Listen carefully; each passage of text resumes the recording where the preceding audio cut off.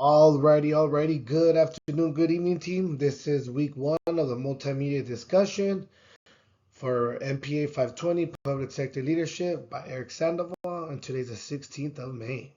Alrighty, so I actually had a fun time bringing this topic together because me and my friends have always kind of had these type of conversations, and we talked about zombie apocalypse and aliens and all that good type of stuff, but I try to find something more simpler because I was just able to keep going and going and going. So and I don't want to say simpler, but at least um, something that I feel that I passionately don't have to go too much in depth is about terrorist attack, and essentially this will require many different types of leadership, but essentially a few of these types of leadership that I believe would be crucial for this was not just strategic leadership, but one of the most important ones is a crisis leadership, right?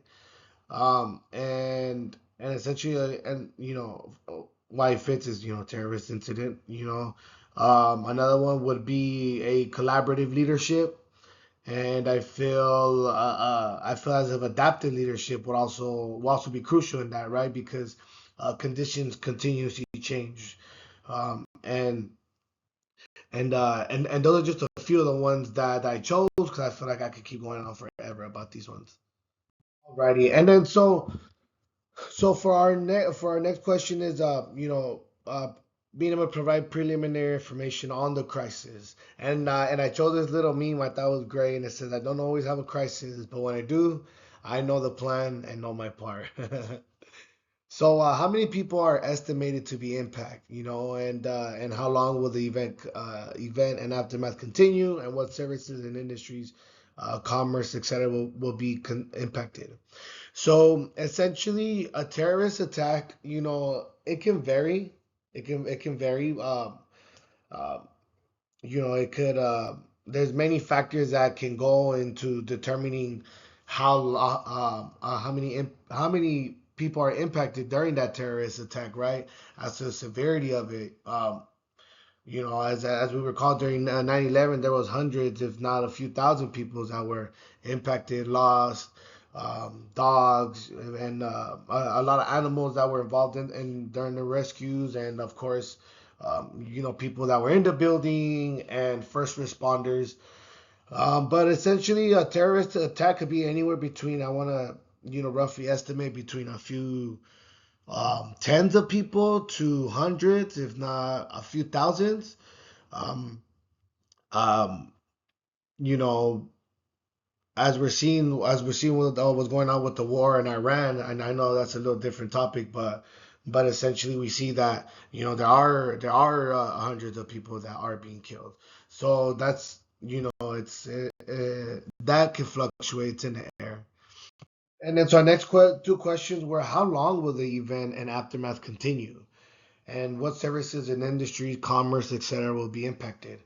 So in terms of how long the event of the aftermath can continue, it could be I feel it could be, of course the memories will go on to live with us forever and ever, but in terms of planning, in terms of getting society back to where it once stood before that attack, it could take weeks, if not months. We've seen with the Twin Towers how long it took to, the aftermath of that went on for weeks. The areas were closed off. The buildings had to be, carefully searched to ensure that people were no longer in there, the safety and integrity of the buildings.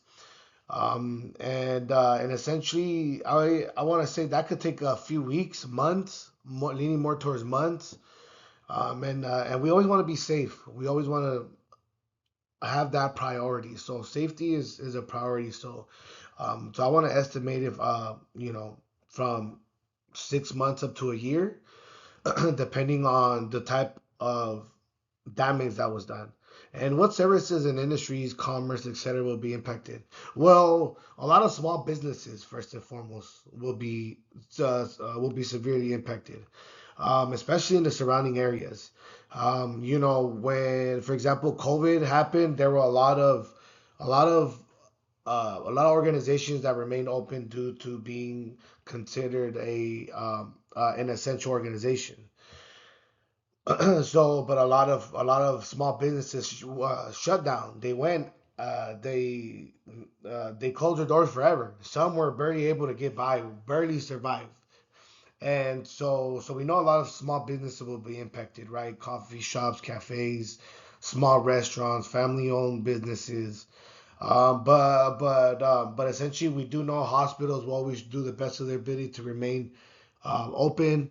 We know like small services such as DoorDash can go ahead and be closed off. Uber as well, maybe.